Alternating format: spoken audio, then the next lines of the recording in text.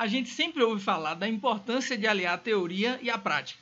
Ninguém fez isso melhor do que Kaoru Mitoma. O cara simplesmente foi para a universidade para estudar os fundamentos do drible e aperfeiçoar sua qualidade técnica em situações de 1 contra 1. Veja mais nesse vídeo.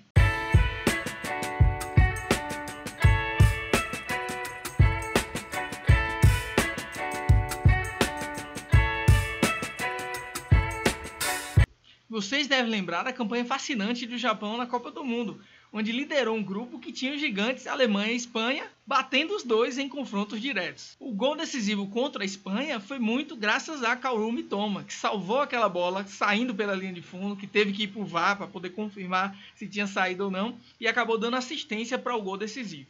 A partir daquele momento, a vida de Kaoru Mitoma se transformou.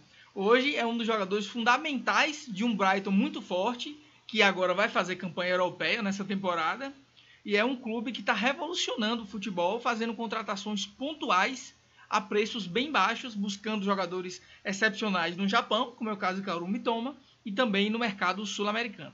Mitoma é um dos pontas mais difíceis de marcar na PL, com sua habilidade e explosão, tem aterrorizado muitas defesas na Premier League e na FA Cup, quando o Brighton eliminou o Liverpool com um golaço de Mitoma no finalzinho da partida. Formado no Kawasaki Frontale, ele decidiu primeiro estudar na universidade para desenvolver sua mente, suas habilidades e seu físico antes de jogar profissionalmente pelo time, embora ele já tivesse o convite de iniciar suas atividades profissionais. Assim, ele decidiu, juntamente com o Frontale, ser emprestado a um time universitário de Tsukuba, onde ele poderia desenvolver seu físico e suas habilidades de drible para assim, quando estivesse pronto, inclusive em termos teóricos, do ponto de vista do entendimento do jogo e da sua capacidade física e de drible, ele poderia estar pronto para jogar no Frontale profissionalmente.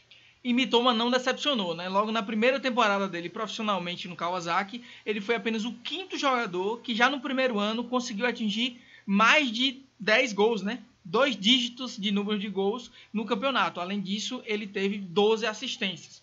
Assim, assustou o mundo e o que levou a ser contratado pelo Brighton logo depois. Por ser um jogador jovem e não adaptado ainda ao futebol europeu, o Brighton fez o que costumava fazer com jogadores desse perfil, emprestá-lo por uma temporada para depois desenvolvê-lo ainda no clube.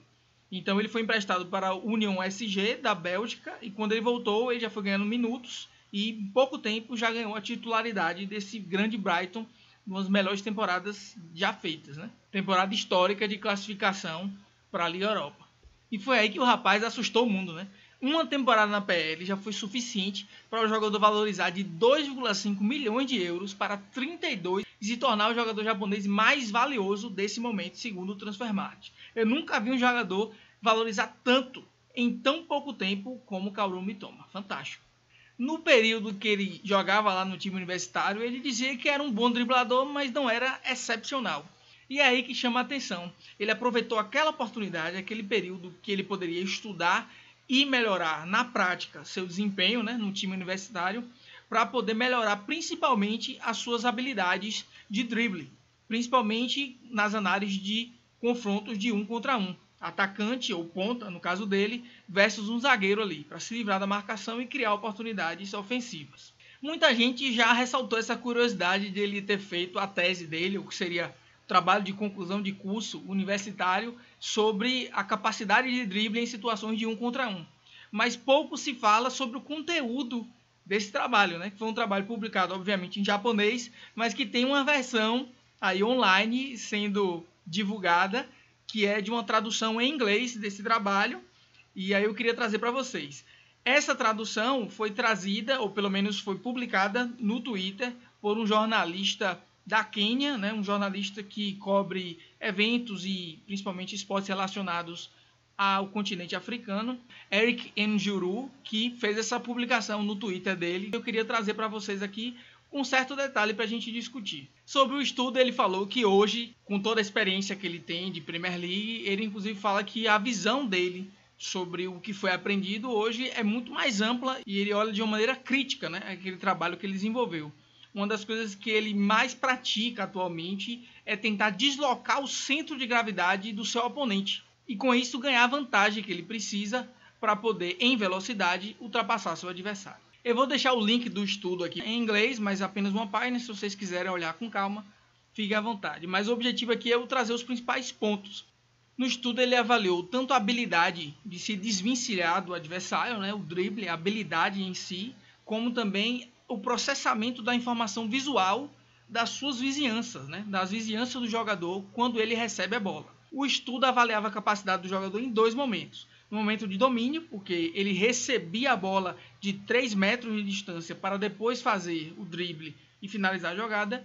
E o segundo momento era exatamente o momento do drible. Então, domínio da bola ao recebê-la e depois as condições e a situação do drible. Foram selecionados 21 jogadores, né, os 10 melhores em termos de capacidade técnica de drible e os 11 menos habilidosos. E assim, cada jogador teve instalado uma GoPro na cabeça e eles puderam fazer a análise também, através da câmera, da visão que o jogador tinha quando recebia a bola e quando partia para o drible. Os jogadores recebiam a bola de uma distância de 3 metros e partiam para a ação.